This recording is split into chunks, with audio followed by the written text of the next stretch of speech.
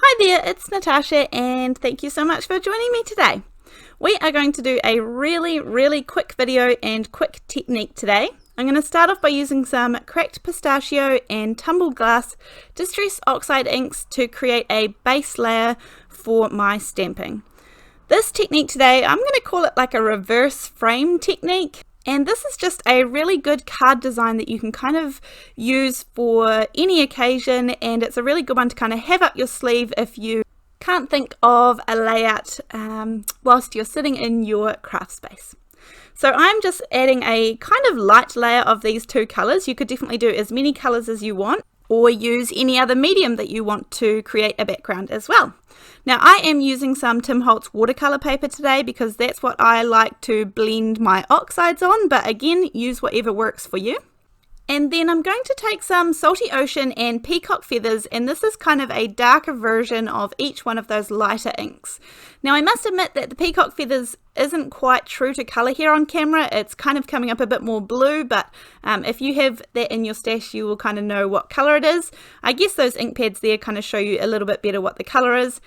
And then I'm going to do some stamping over top. So it's kind of tone on tone, but it's a darker tone than the one that we did the ink blending with. And then once I get up there into the blue, I will switch into the Salty Ocean.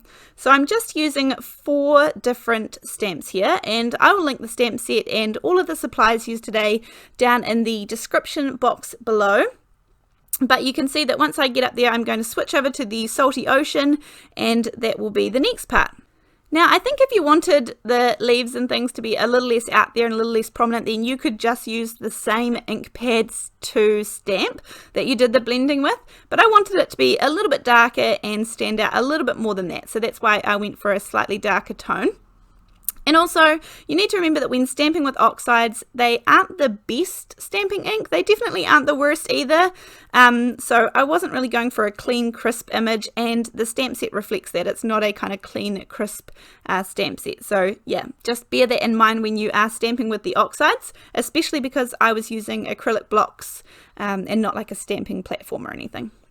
Now I'm just going around, I cut a tiny dot off the top of an eye of one of my stamp sets, and I used that to add some little dots here and there just to fill in the spaces a little bit more. Then I'm going back and using the cracked pistachio and the tumbled glass just to add a slightly darker border around my panel. Speaking of, I don't think I've told you that this is a 4 1/4 by 5.5 inch panel. I haven't cut it down at all because I want it to be its full size. And then I have this frame set of dies here. Now have a look through your stash and see what kind of sets you've got. All you want is a larger frame and a smaller frame that are preferably the same design, but you can definitely try different as well. And you just want to put one inside the other. Now I am using a little bit of low-tack tape to tape these together to hold them in place whilst I run them through and make sure that my frame is nice and even all the way around. And then I'm going to pop that on the front of my ink blended panel. So we are literally just cutting out a frame from the front of our card. Now obviously there is no sentiment on this yet, so that's going to be my next step.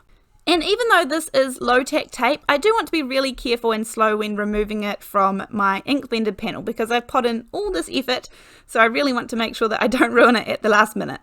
Now the sentiment that I'm using today, I'm actually going to just mask off the bottom word here, the awesome word. This is from a Simon Says stamp. I think it's called Greetings Mix 1 maybe.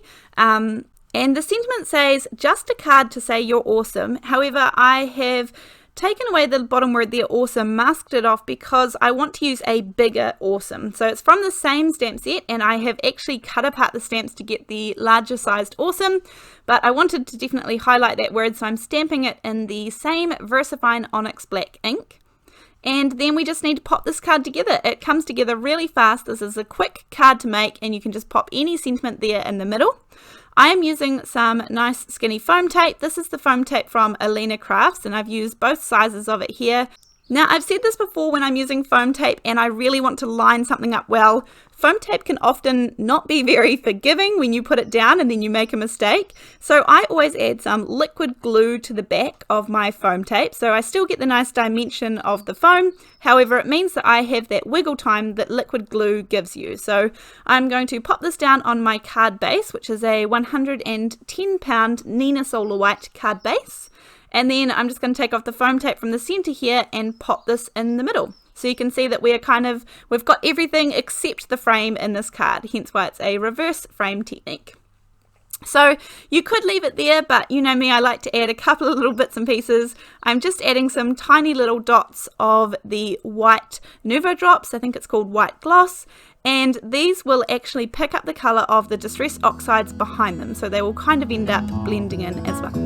Thank you so much for joining me today. I really, really appreciate all of your support, and I look forward to seeing you in the next video.